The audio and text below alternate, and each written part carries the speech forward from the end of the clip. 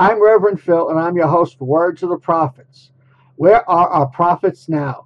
Where are those messengers God chooses to communicate divine revelation through?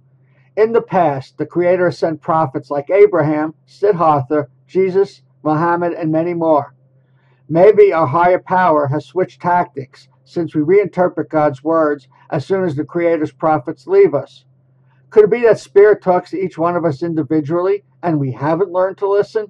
On Words of the Prophets, our modern prophets show us how to find the internal prophet that is the I Am, and we discuss the application of spiritual principles in all aspects of our lives.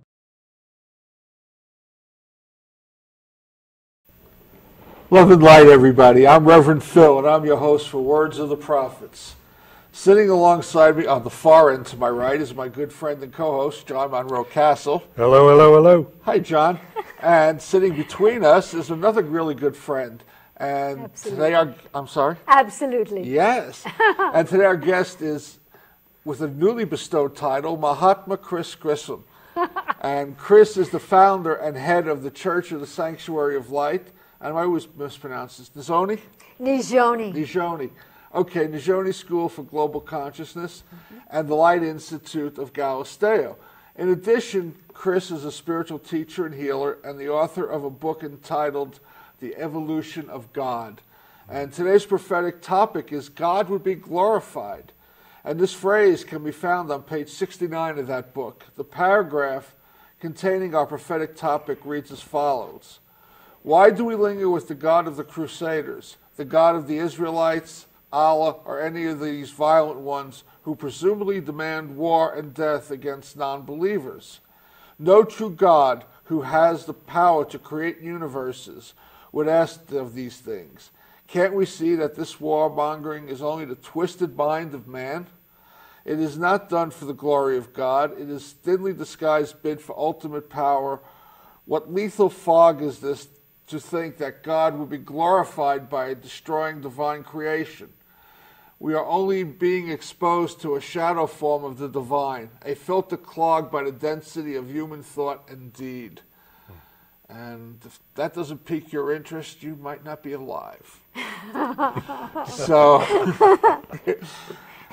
this is one of the must-reads. If you're not going to read anything else this year, you've got to get this book, and we'll tell you how to get it later. It's fantastic because it really looks at God in a way that I have not experienced in any other things I've read. So, how do you come to write a book about God? I mean, what gives you the right? You know, in this world, Reverend Phil, if we wait to be given the right, in fact, that's the problem. We've been waiting for someone to bop us on the head and give us permission. Then we can't ever find our true self. And so I haven't been waiting, but I have been living life.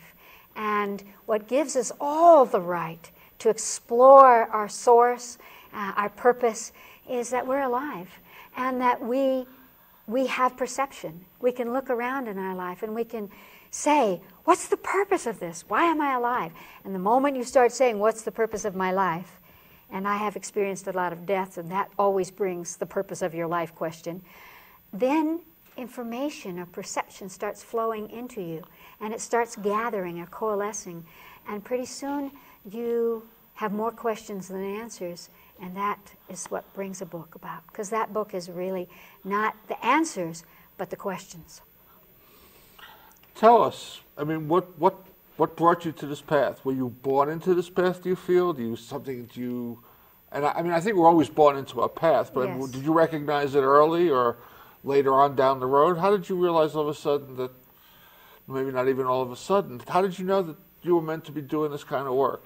You know, I've always just kind of bumbled along in my life. You're not a bumbler. I don't bother you. No, you're not going to go for that one. All right. Bumblers, raise your hands. All of us. But there's a divinity in that we discover. I would say that all children are born whole beings, perfect souls. And so all of us, from the moment of our conception, have some sense of what makes us feel connected, what makes us fall into the void, what what brings us to a sense of the self. And what happens with children is typically it gets taken away as we go along, when we go to school, when we become socialized. For me, I was gifted nature. I was gifted the opportunity to follow around without anybody telling me anything. And that gave me a tremendous independence of experience. So my thought processes never were squeezed into the contraction of intellect or mental, I would say, smallness, but rather the expanse of knowing, which is very different than thinking. Did you feel like you were different than other children when you were a child? Not initially. Not initially. I thought that everyone could hear other people's thoughts, that everyone saw colors, that everyone talked to animals. I still think that most people actually talk to animals. But I learned that that was not something that was accepted. Not necessarily that people don't do it, but that they don't like you for doing that. And so that gave me a sense, actually, that it wasn't that I was different, but that there was something a bit wrong with me for a long, long period of time. And we could say that sense, because from my perspective, all of the imprints that we have of ourselves are the opportunities to explore a new sense, to reinvent ourselves again and again. So how did you deal with that?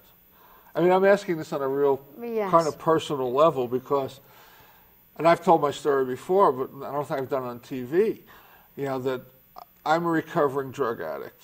And I would look at my childhood as laying the groundwork for being the addict I was. And one of the things that was a significant factor to that is what you're just talking about. I was sensing from people things. I don't even. Exactly. And when I would present it, I was told that, you know, you must be nuts. This is basically the reaction I got. That's right. So that, coupled with all the other things that were happening in and around me and to me, gave me that perception to, like, I just don't belong in this plane of, and it wasn't this plane of existence, I just didn't belong here. So many people say, I don't know how I got those parents, I belong in that family, I don't belong in this world, I want to go home, you know, phone home kind of thing.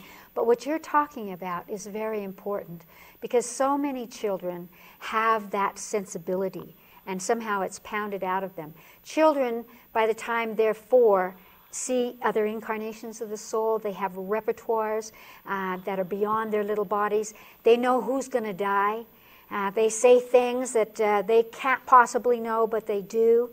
And I can tell when a child's going to be an alcoholic or even a drug addict by the time they're 6. Because there's an energy that comes out of them, and it always has to do with that kind of painful sensitivity. And they have to learn how to cover it up. So if you use alcohol, alcohol shuts you down. If you use all the psychedelic drugs, what is that about? It's about getting back to that place when you were a tiny child that saw the colors around people, that saw and heard energies moving around. And we come to a time on this planet where we need to go beyond saying, well, that's the devil, you know, or that's bad, or there's something wrong with you too. And here's the kicker for me. How could you use that? How could it benefit yourself, your family, and the world, rather than just saying it's bad, bad, bad? Well, that's it. I mean, you need somebody to support you through the process, telling you that that's okay, you know. And you also, I mean, if you're going to see, what I did with drugs was an unguided tour. Yeah. You know, I mean, it wasn't like somebody was guiding me, like in the shamanic tradition. Of, you know, somebody takes you on this journey. It's like, it was a self-guided tour, which was the absolute worst thing. Because I wasn't looking for something, I was running from something, which was me. And the thing that you were running from was chasing after you. And that's the trouble with the unguided tour when it comes to drugs, is that, you know, there's nobody that says that's just the boogeyman, or that's just the collective consciousness in the astral, and here are the ways to understand the laws of energy. You're just caught with a boogeyman in your face. And that it can be very scary, and it can create tremendous amount of separation. No matter where I went, there I was. That's right. Well, that's supposed to be one of the great philosophies of life, you know. Again, if you just turn that around and say, here I am, what shall I do with it? Yeah. What shall I do with it? Once you embrace it as a gift. That's why I was asking the question. Exactly. But if you don't embrace it as a gift, then you're stuck running from something you can't possibly run from. Yes. So what happens is you create separate lives. And that is a difficulty for many people who use drugs. And a difficulty actually for almost everyone, because we've come to a world when you can have your sexual conversations, your spiritual conversations, your dramatic conversations over the internet. You never actually have to touch a human being, you know. And so that theme of separation, not only between the divine and the human, but between ourselves, has become something that, again, we need to use for our evolution, or it's going to catch us. Yeah. I think it already has. I think it has too. And so, but how could we use it? You know, how can we touch in the highest? I know so many people that have relationships over the phone or over the internet, and it's much safer, so they can actually speak their heart. There's goodness in that, but then the problem is that once they meet each other, up comes or down comes the veil, and they're lost, and they really don't know how to touch each other. And we need each other. We are a group animal. We truly are. As much as we like our independence, I love being alone, but we have to come into a collective embrace. I mean, if God created all this, and if I was supposed to be alone, I'd have my own little planet. Yes. You know, I mean, just one more side note, enough about me, but I had to throw this in because one of my escapes right before drugs was comic books. Yes. And who was my favorite comic book character? The Silver Surfer. Why? Because he'd cruise around the galaxy on his surfboard, and every now and then he'd have to answer a call for Galactus and find him a planet to destroy, and then he was off again. Now and I loved that sense of aloneness and freedom. I was like, why can't that be me? So what happened to me at 13 was that I read Dune and became so annoyed, absolutely annoyed, that it was such a gift because it put me on a path about this human psyche and the galactic psyche, because there they could fly around the universe. They could be masters of whole quadrants of solar systems, and they still bickered about their bloodlines and who was going to run the show, and my tribe against your tribe. And I said, well then, what's the point of us having those gifts if that's what we're going to do with them? And so I fussed around about, it was just the author. He couldn't get past his human conversation. But was that who we are as humans? Was that the limit of our capacity to imagine? And so then I began to sort of scratch the human psyche, which was a great gift to me. Were you attracted to the witches and the power of voice? Yes, I was definitely attracted to. Well, I didn't know anything about the witches, so to speak. I don't know what you mean by that, but I was attracted to all of magic, all of alchemy. And I did terrible things. You know, I pitted the red ants with the black ants to see what would happen. Maybe we all have to go through that separation and who's going to win thing. And that's the way I did it. And I got over that fairly quickly, thank heavens. But I created a little karma there. We all want the shortcut. And that's what's happening in today's world, is that we want God's magic, so to speak. We want it ourselves. Look at the television and the movies today. You know, we want to bilocate, and we want to live forever, and we want to have powers. And of course, again, the flip side is we do. And of course. Yes. Of course. But we haven't come to the kiss, and the kiss is, what should we do with it? You know, how can it be a part of your life? It's happening to all of us every day. Synchronicity, the touch of love, the recognition of the beauty of life. And yet we hold that for a second, and then we rush off to the boogeyman. So it's a great time to be here because we have a lot to learn, and we already know what we're learning. That's what I call the cosmic giggle. Okay. I don't want to spend too much more time. There's so much stuff I want to get into, but After you stopped playing with ants, what happened? Then I had the gift, as you were talking about, of someone coming along and saying, oh, you're just, you know, like everyone else, and here's what you do with this, and of course you can do this or that or the other. Don't hide it. Just go ahead, go ahead, go ahead. And that brought me a sense of courage, let's say, to adventure the way I wanted to. So when I was, the second I could pop out of the nest, I popped out and went to Mexico, and magic began. I shouldn't say magic began because it was always there, as it is for all teenagers. It's just that today the magic often has to do more with sexuality in the body than the play of the whole self. And we need that. We truly do. So I, like everyone else, began the conversation of who am I, and I laugh about that because in the last 8 years, my own inner guidance, my higher self, has said, oh, forget who you are. None of us need to know who we are. You know the old questions you get in college, who am I, where am I going, and why? That's not really the point. Okay. And so, but I certainly began to have a new identity, as all young people do, because they meet each other. And so they unshackle a bit from society. They unshackle from a lot of the tenets that they've had before about what makes a good person. And of course, very often they jump off the cliff. And then we have to find the way or the language to say, you can jump off, but there's no bottom. And that's what we find out with drugs or anything else, you know. At some point, you'll begin to come back up into, quote, the light, which is not about being good.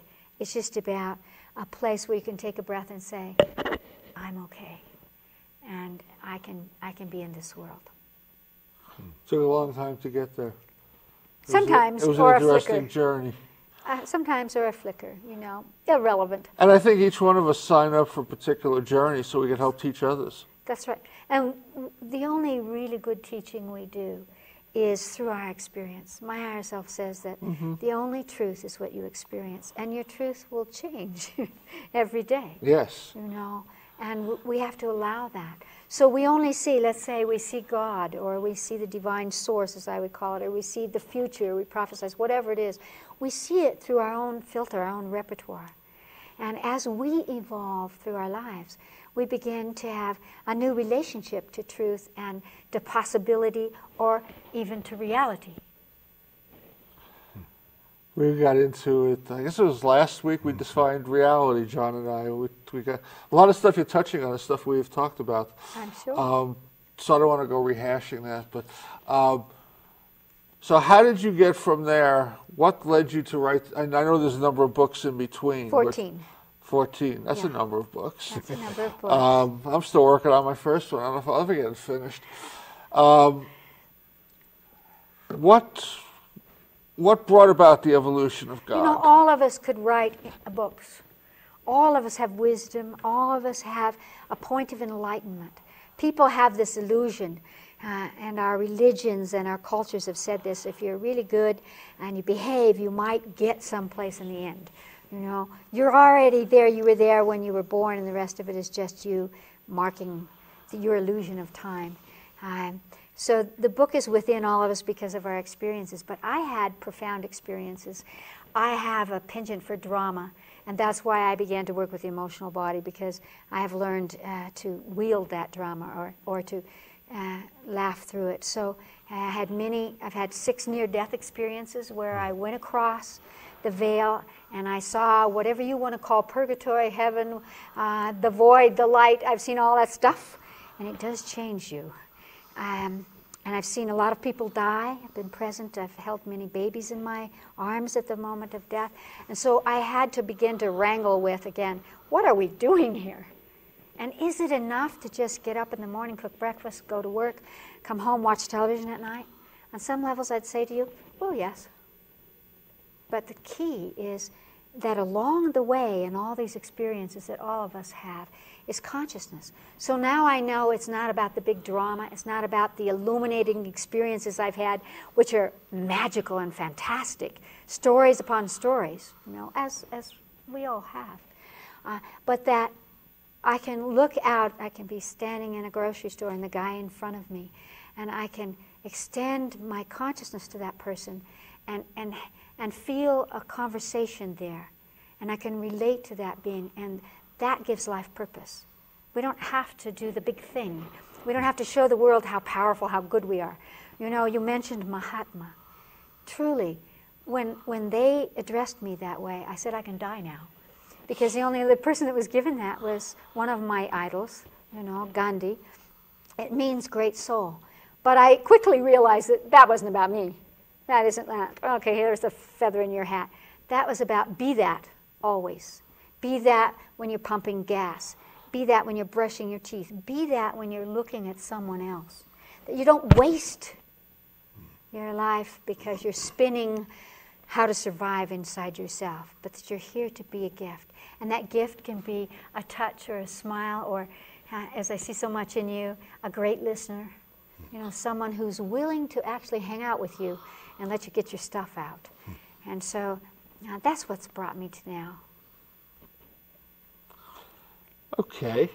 And this book, The Evolution of God. That's a story too. But. Go ahead. Okay. So when you're dealing with death in life, God has to come into the picture, because there's no one on this planet, atheist, agnostic, whoever it is, that hasn't at least run this conversation, by which everyone else is saying there is a guy, and it's usually a guy and a male guy, and he's going to decide what you get and what you don't get, and all of those conversations. So when we live life, we have been taught to see the divine in terms of human form, in a personal way.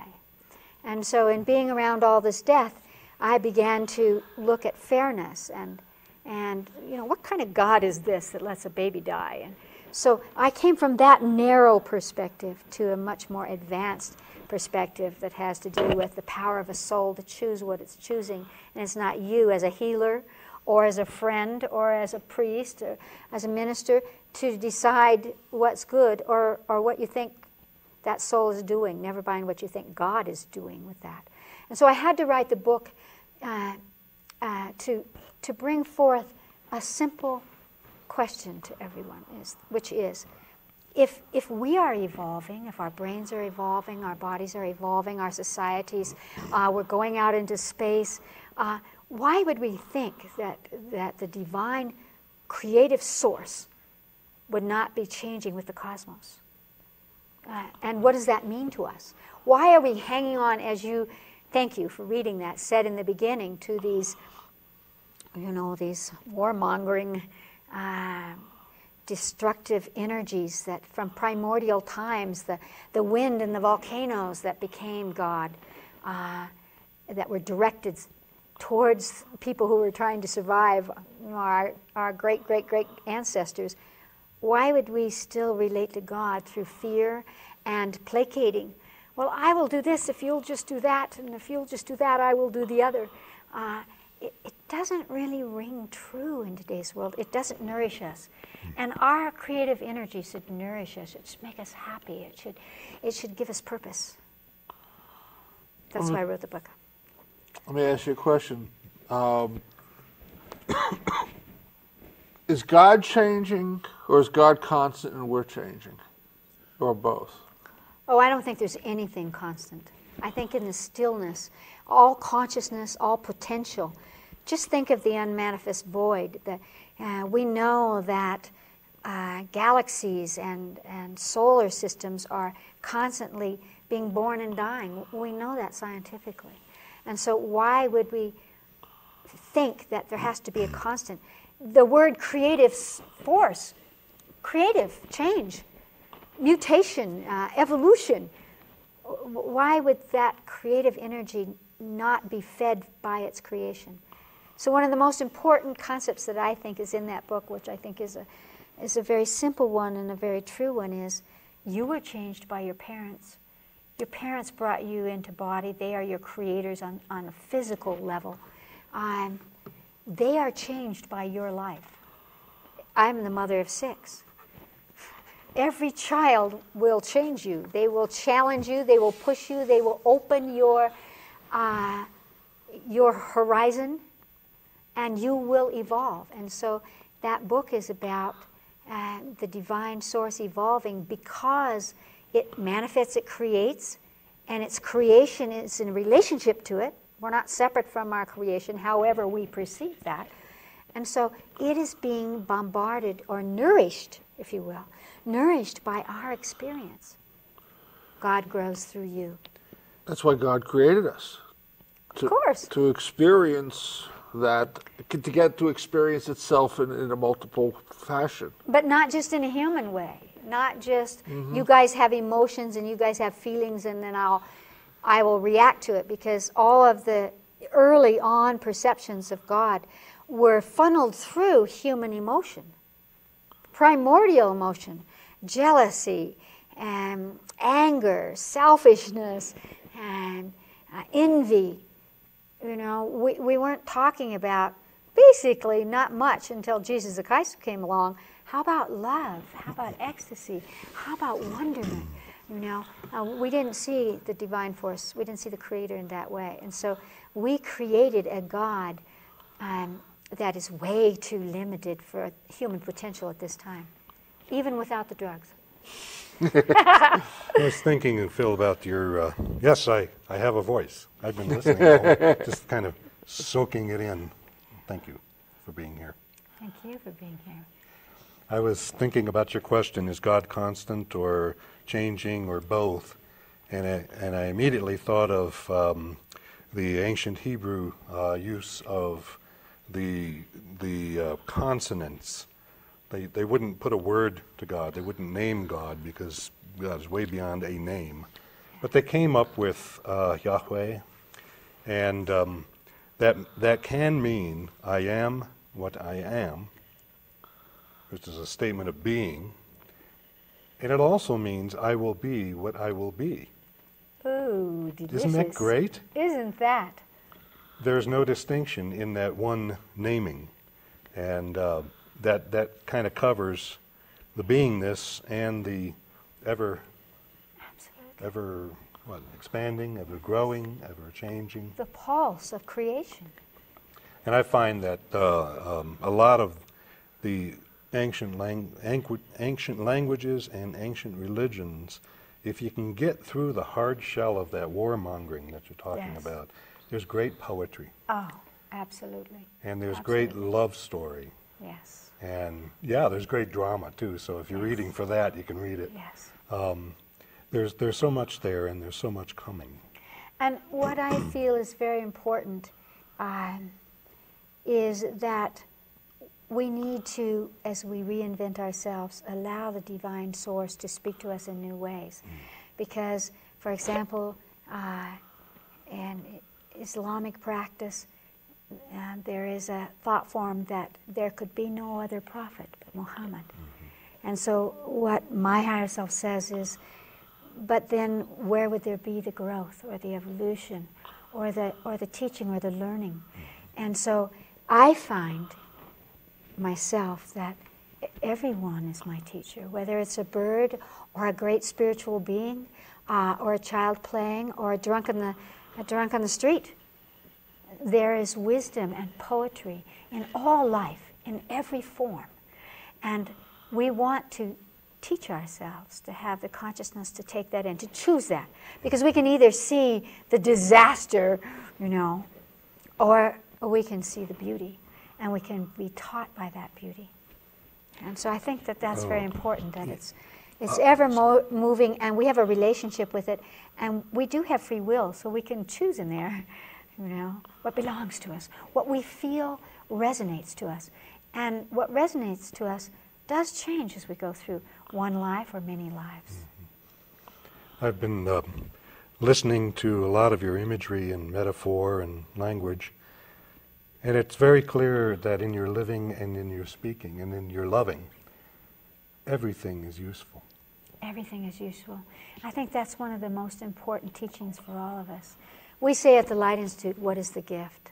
And so whether, again, you engage in drugs or whatever little thing you dip into in your life, if you can look at it with that, not just intellectually or analytically, but with your whole being. You know, how shall I, not only what is the purpose of this, what is the gift of this, but how shall I use it? Because you are not just your experience. You are not the choices you've made, because you get to make new ones. If you make a poor choice, thank heavens, you can shift that for as long as you're here. Well, the gift then is always the opportunity to meet oneself. Yes, consciousness. Absolutely. Who am I? Do I like the way I'm doing this? Does it reflect who I want to be? And how fluid we actually are. All of us know that we treat one child a little differently than another. We relate with some friends in one way and others in a different way. Now, from my perspective, I would say that's a long journey that we've had with different points of reference. And so we want to be able to begin to choose how we express who we really are, even if it's different here or there, but that there is an essence to us. And that essence has to be loving, it has to be conscious, it has to be open, it has to reflect the potential or the possibilities. Is that a primordial essence? I think it is a primordial essence. We usually think of primordial in the conversation of survival, because our survival was the conversation to our great grandfathers, or you know, that primordial energy. But they also had a conversation with life and death that we have lost, which I found again when I was in the Peace Corps in Latin America, that death was not the end. And that we can see beyond. We can see, we couch it often in terms of heaven or being with God or something like that, but that there are stages. And so that essence is not just where we started out fumbling along, but that even in the very beginning, we had qualities. We had perception. I do incarnational work, and I use that so that you can expand your sense of yourself instead of who am I, expand a little bit, all of the repertoire that you have. And it's really important for people to be able to release that constriction of it's only this way, or in the past it was bad or negative.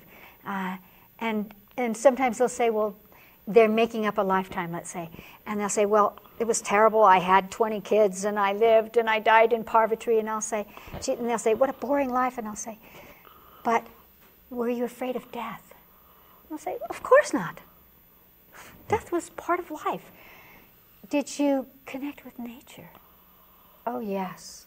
Oh, yes. I watched the sky, listened to the birds. I had a relationship. And I said, do you have that now? No. Well then, you have just touched something that can nourish you in your life now. To remember that even in a primordial state, you weren't afraid of death. That will serve you in this lifetime. That you were peaceful. That you weren't thinking about tomorrow. You were thinking about what a beautiful day it is. If we could think about what a beautiful day it is, we would give more of ourselves in this world. How much do you believe your near-death experiences have influenced your approach? I mean, the reason I'm asking this, I mean, I believe, I haven't, well, maybe I did have a near-death experience, but I believe that I am eternal, and I'm comfortable with that. You've had direct experience of that. I have. A lot of people out there don't have that direct experience, so they hear this and it's like, oh, this is just some foo-foo stuff. So right away I have to tell you that, you know what? You would be amazed at how many people have near-death experiences. Or let's skip the title of it. they have moments in which they feel somehow that they're snapped out of their daily existence, whether it's during prayer or meditation, or they have an accident and they realize, oh my gosh, I could have died. So I have found that when you actually talk to people about, have you ever had an experience where you felt like you were part of the cosmos, or that there was a God, or that somebody was talking to you? And I've never had anybody say no. And so, that's your unique gift. I mean, we're talking about the evolution of God, and when we talk about the evolution of God, we've got to talk about the evolution of religion, which has not evolved. That's right. So we have religions who, if you say you're talking to God, they don't want that, so they'd brand you heretic and maybe burn you at the stake, or dunk you in the water, or send you off to a monastery in the middle of nowhere so you couldn't pollute or contaminate. That's right. I'm not denying what you're saying, but I think it's that most people, and that's why I'm glad you came onto the show, because most people are not getting this message. Well, where are they going to get it from? Let's say you have a near car accident, and maybe you're even in a coma for a while, or you're unconscious for a moment. And in that, there's something that changes you, but you don't have anyone to tell it to. Exactly. No one's listening to you. And if you're lucky, maybe you have a wonderful reverend or minister or priest or someone, and you can say, I felt as if somebody said something, or someone said, swerve now, and it saved your life, or whatever. And what does that mean to me? And so we're not able to use our experiences because we don't have anything to bounce it off. And that is what this book is about. It's about saying all of those thoughts that you have about, I don't want an angry God, or I'm buying and selling, or why isn't God doing something for me, or I only pray when I want something, or whatever your conversations are. I wrote that book so that people would say, I've had that experience. Oh yeah, it's okay. I will be what I will be. And it's okay. And we need that now. And so we need our voices to say, use your experiences. Stop for a moment and actually see what did you learn in it. Because people who have had car accidents or have watched another person die, they're changed. And they will begin to say, what kind of God is this? Is that the kind of God I want or not? And I think, and you deal with this so beautifully. I mean, we're talking about this book directly and indirectly, mostly indirectly, Yes. Which is beautiful. But I mean, I keep telling you folks out there, Evolution of God, we'll tell you how to, get a hold of the Institute. You can buy the book from them. You've got to read this book. I mean, so much of what you're talking about is stuff I've highlighted here I wanted to touch on, but it's about trying to maintain a marketing perspective on the religion that is no longer valid, and they're still holding on to it. That's right. Let me interject here as a representative of that no longer relevant religion. Or the marketing. He's talking about the marketing, dear. Right. The one of the greatest difficulties of those of us who are working within the churches is that we recognize exactly what you're talking about. For sure. And somehow we are what the old phrase would be defenders of the faith. That's the militant phrase. Yes. But that's really not the intention of that. Yes.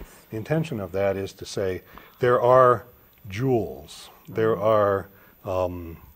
is wisdom, there are acts of beauty in these old forms. And the one I follow said, you can't put the new wine in the old forms and the old skins, they'll just burst. So you really have to have new skins. And so there is a revolution in the churches today, which I can see and experience. For those of us who have been able to say, I am not the thoughts in my mind, I'm more than that. I'm not limited by my skin. Or my grandparents. Or my grandparents. I'm not even limited by my genetics in any way, shape, or form, because I am essentially spirit. And we're finding that it's pretty hard to do this in the old form. But they're holding on to the old form. Some of us are, and some of us aren't. Yeah. I want to read something from Chris's book. I got to read this. This is my favorite. This is a little lengthy. It's on page 84. Christian churches must rid their walls of the image of Jesus on the cross if they are to continue into the future as a focal point of Christ's teachings. Suffering is not divine. The inhumane acts we see in our world today are sourced in these terrible archaic imprints perpetrated by religious misunderstanding. They do not belong in human repertoire. It is truly unworthy of Jesus' message and his life. He taught love, not violence. He taught the power of miracles, not the subjugation of the body. If the focus of Christian doctrine had not been on crucifixion, we might be already accomplishing transmutation of death. If we are going to evolve our spiritual faculties, we must shift the visual and emotional symbology we attach to our sense of religious truth so we can evolve new spiritual realities and become ourselves Christed. Yep, and that actually could have been said almost in the same language during the Protestant Reformation, which was seeking to reform the idea that God is still on the cross, that somehow the liberation didn't happen. And so, taking that's historically how the crucifix changed to the empty cross. And if you look at that as a beginning point, for those who take a look at the cross as a way of atonement, where that which is in the old thing, heaven and earth, is meeting life, then you've got that point at which things come. I mean, the cross is an old symbol. That's it's not right. just a Christian symbol. I talk about that in the book because it's the energy's coming to a point of power. That's but right. The difficulty is that when we see a cross, we think of Jesus on the cross. We have not found a way to describe his miracles. We have not come to a place which is the basic message about love, but the basic message is all that I have done, so can you do. Exactly. And so until we unhook from those conversations, because what happens is that when it comes time to give to preach the preaching, so often the story is still about guilt. It's still about the negativity. It's not about what have you done today that makes you feel great. And so what happens in a lot of churches, they're bringing drumming, they're bringing music. It's a buying and selling. It's saying, well, if we make this more like your life and we entice you, maybe you'll like God better. But it's missing the point. And I got to jump in here because and I've said this. I'm gonna. If you don't, you may want to. Never mind. Anyway, I got to calm down. For me, as an outsider looking at particularly the Roman Catholic Church, it has been an exercise in marketing for 2 millennia. The concept of Jesus sacrificing himself for somebody else's good was a vain attempt by the church to capture more participants from those mysterious religions that were all over the place. And it was about, our God calls upon us to sacrifice too. And and I agree with you, as long as we have that concept that somebody is sacrificing themselves for us as opposed to showing us how to do it, we're still going to stay stuck. That's right. That's right. And what you're bringing forth is such an important kind of conversation that religions have not been willing to give it back to individuals to have a direct relationship, because you can't extract from that. And I don't want a source. I don't believe, I never use that word believe, I do not reference a divine source that died because I'm bad. I can't buy that story. What's that got to do with the cosmos? What's that got to do with bringing death back to life, to making food for everyone, to healing the sick? It has nothing to do with that. And so, again, 2,000 years later, it really is time for us to say, how can we do this? I want a hero. And that's why you have television programs called The Hero and all of these these pretty strange movies going on because humans are hungry to be able to be a part of the divine in some way. And so we're doing a little perverted kind of conversation, but we need that. That's what I want to see in the source. Well, that was, I mean, the mid-1800s, that whole revolution of the New Thought, which is now a nice percentage of the population. I mean, the idea that Jesus was the way shower, you know. We haven't been watching. Well, some have. I mean, to some extent, yes, I agree with you. You know, this idea of having the secret handshake and a secret password makes God so small. How could we not be small if we're making God small? Look at the teachings about beyond the body, about the worlds beyond this life, and what happened to that. We are still stuck with survival. We're still buying and selling with God. I'll pray, please don't let me die of cancer. Please don't let my father die of cancer. I'll do anything. And I told in your radio program a story of myself wearing a religious robe 60 years ago. You ain't that old. Yes, I am. I am that old because I was buying and selling. I'll wear this robe. I'll pray every day. Just let my mother live. And now I have learned to realize that's not it. That's not why we're here. We're here to recognize that from our limited perspective, we cannot say what's good for a soul.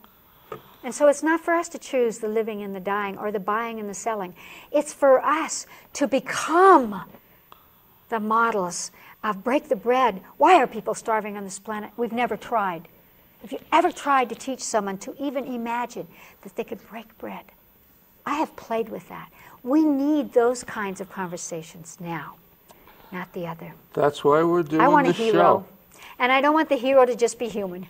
That's a little too limited for me as well.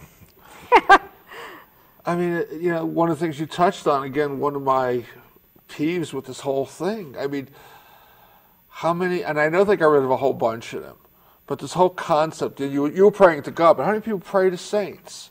You know, I mean, where did that come? Again, it's another one of those carryovers when, you know, these ancient religions, they had a little God for everything. Right. You know, and so we wanted to be attractive. We couldn't attract enough Jews to convert into our sect of Judaism. So we went out and created a religion that Jesus never called for.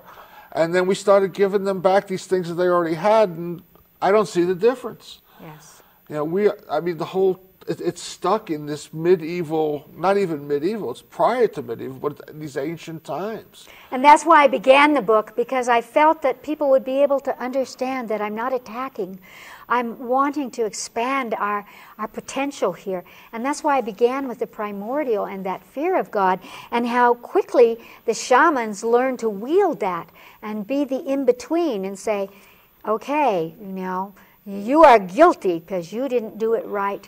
And so God is angry at you. And it's time to give all that up. I want to read another section from your book, pages please. 80 and 81. I love this book. Everybody who's listening, you got to go out and buy it by the time you tune in next time. Let me read this quickly. Pages 80 and 81. Christ gave us a fleeting glimpse at the existence of another most magnificent octave, whereby all sorrow and loss could be erased and life itself could be reclaimed. He was doing something that our forefathers simply could not cognate. He showed us the truth of the body. He showed us transcendence. But he did it in such a convoluted way that we missed the message. We imprinted suffering and death rather than transmutation and higher consciousness. I love that. And it's a conversation John and I have had. I don't know if we've had part of it on the air, where I always had a problem with Jesus' teachings because they were parables and metaphors, and people just keep misinterpreting them. Yes. Well, all they had to do, and here's the Mahatma, the great soul, all they had to do was, as the Native American would say, walk in his moccasins.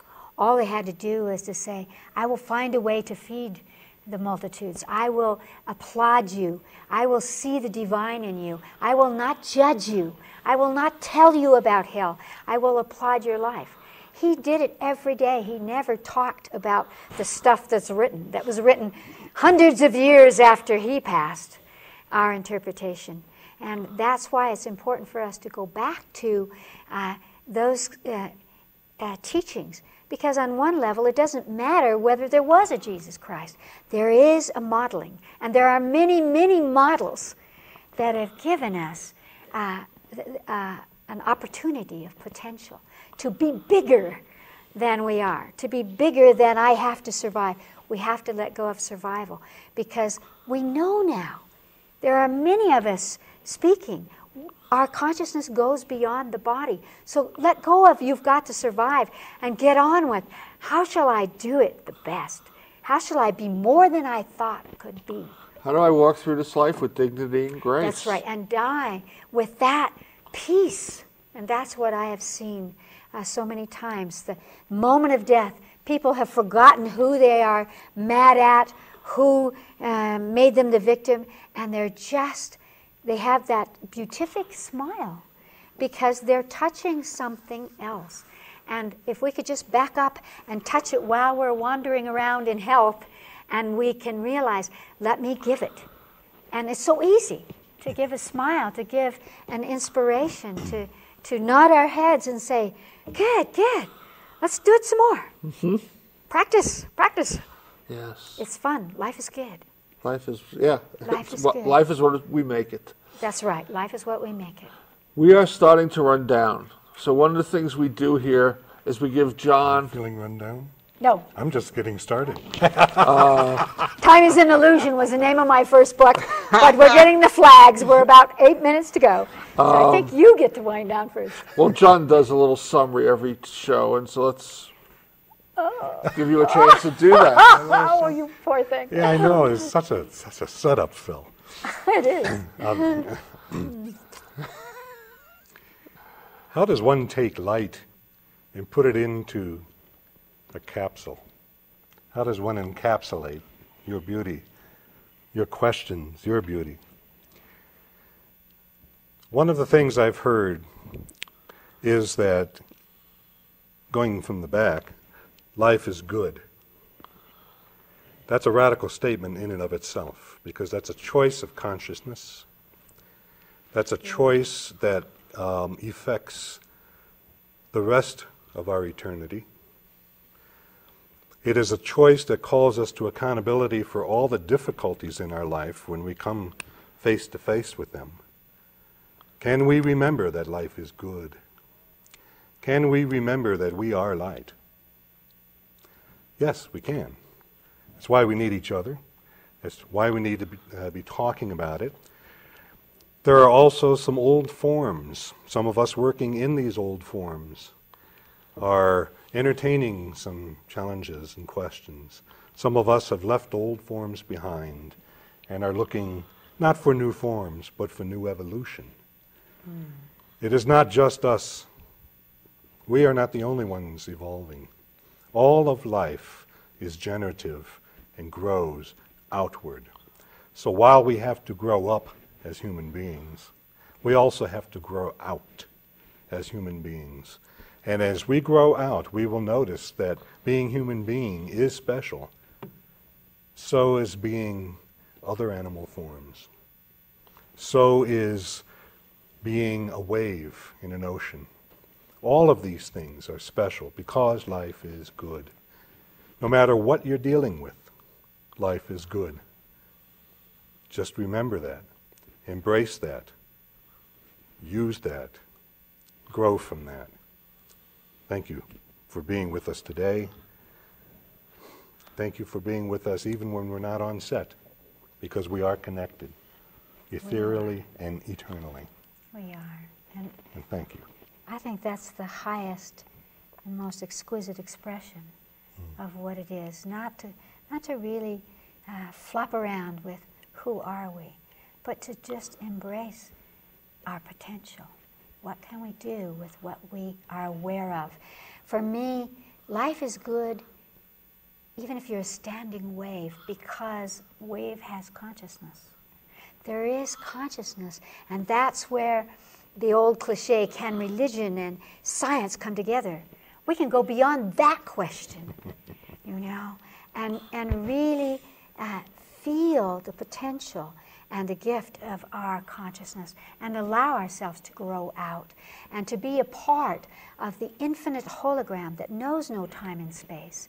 And we can release from ourselves the limitations of our grandparents who were caught in the bind. And I tell in this book, how can we go back through what I call psychogenetics and undo for ourselves the imprints, the fear that we have inherited from our grandparents, so that whatever religion we want to embrace or whatever personal experience we want to have as being a part of the cosmos, being a part of creation, it can be one that truly allows us a definition that is fluid, a definition that extends out. In this book, what I am saying is that the purpose of life is the evolution of the soul. And our soul is more than we have imagined. It's not an individuation. Talk about oneness on a cosmic level. So let me interrupt for a second because I'm the timekeeper here. Yes, I'm done. No, I don't want you to be done. Tell people how to get a hold of you and how to get your book. You can go to any bookstore in Santa Fe and ask them for it. They may have it. Borders might have it. Or you can call the Light Institute, 466-3747, or email thelight@lightinstitute.com, because we are the light, all of us. And we don't have to be caught in the past, and that's what I love. So everybody's watching. If you're going to tune in next week, you're going to be tested. You got to read this book. We've got a quiz for you next week, folks. Just put it under your bed and sleep on it. Nobody will fail the quiz. Just a couple of quick announcements. At the end of the show, there'll be rolling credits. John and I will have contact information. We both do counseling. We both counsel with a spiritual bend to it. So if you're interested in hearing what either one of us had to say and you like what we're saying and you want to talk to us, contact us. If you want to ask questions, have a comment on what we've said today, send it to us. We'll be happy to talk about it next week. And next week we started talking about New Thought. We're going to have Reverend Bernardo from the Spiritual Living Center, and we'll talk a whole lot about New Thought. So just tune in next week for that. Before we end, you want to give us a parting thought? Yes, I do. Go for it. We are all Mahatma. We are all of us, great souls. And it doesn't separate us from money, from love, from sex, from God, from earth. Mahatma are we all. That's beautiful. And with that, I thank you for tuning in. I hope you got stimulated. I hope some of you even got a little upset and annoyed by us. If that's the case, you were paying attention and you're questioning, and I think that's great. And you will survive. Yes. And we'd be happy to talk about it, so send us emails, and thank you for tuning in. Tune in next week. Blessings to you all, and I'll leave you with the companion thought. Your job is not to let God in, your job is to let God out. Oh, Love and light. love that. Very good. I'm Reverend Phil, and I've been your host for Words of the Prophets. Thank you for tuning in.